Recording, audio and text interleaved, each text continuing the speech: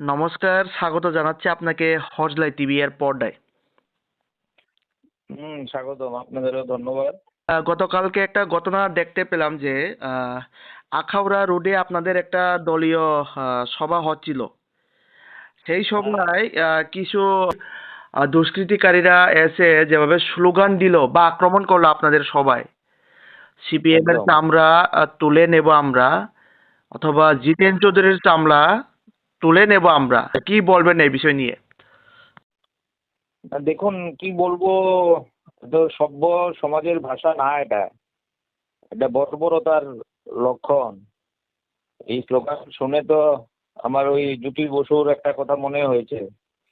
জ্যোতি বসু মহান নেতা ছিলেন, উনি বলেছিলেন যে ওই বাবরি মসজিদ ধ্বংস হবার পর যে এই দলটা হচ্ছে বর্বর, অসভ্য বর্বরের দল, এবং এটা বারবার তারা একটা প্রমাণ দিচ্ছে। জিতেন চৌধুরী তো কোনো নাম না।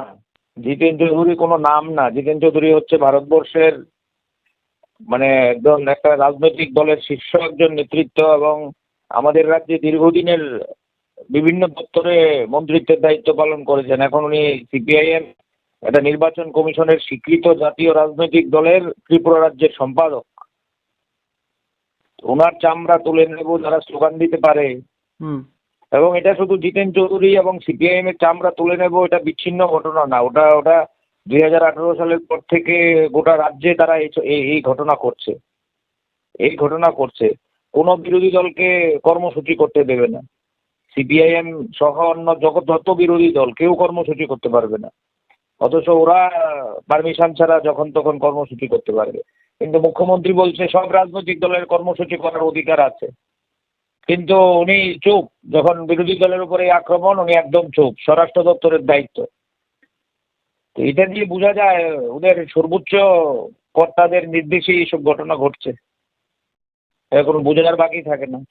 এবং আপনারা দেখেছেন মানিক সরকার থেকে শুরু করে জিতেন চৌধুরী থেকে শুরু করে আমাদের বিধায়কদের সবাই এলাকায় যেতে পারে না, আক্রমণ।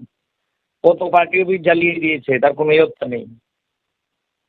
সুতরাং এটা নিন্দা জানানোর ভাষা নেই। আমরা মানুষের কাছে দ্বারস্থ হয়েছি। আমরা তো মানুষের কাছে এই যে সভা করলাম কালকে, শত শত লোক এসছে, আমরা মানুষকে বলেছি রাজ্যের সমস্যার কথা, যে আইনের শাসন নেই, তার বিরুদ্ধে যাতে তারা রুখে দাঁড়ায়। আইনের শাসন বলতে কি বুঝি আমরা? সবাই যার যার দায়িত্ব পালন করবে। পুলিশ তার দায়িত্ব পালন করবে, বিডিও তার দায়িত্ব পালন করবে, এসডিএম তার দায়িত্ব পালন করবে, রাজ্যপাল তার দায়িত্ব পালন করবে। কিন্তু আমাদের রাজ্যে কেউ কোনো দায়িত্ব পালন করতে পারে না। আমাদের রাজ্যে কেউ কোনো দায়িত্ব পালন করতে না। পুলিশ বিজেপি নেতৃত্বকে, মন্ডলের নেতৃত্বকে স্যালুট দিতে হয়। কালকে লক্ষ্য করেছেন কিনা জানি না, বিজেপির দুর্বৃত্তদের পুলিশ যখন বাধা দিচ্ছে, ওরা পুলিশের উপর প্রায় আক্রমণ করার জোগাড়। এটা তো আইনের শাসন না। হেডকোয়ার্টার, ডিজি বসেন এখানে, তার থেকে ঢিলছোড়া দূরত্ব। আপনারা এটা নিয়ে প্রচার করুন, মানুষের নজরে নিন। আমি আপনাদের ধন্যবাদ জানাবো যে আপনারা এরকম একটা ইস্যু তুলে ধরার চেষ্টা করেছেন,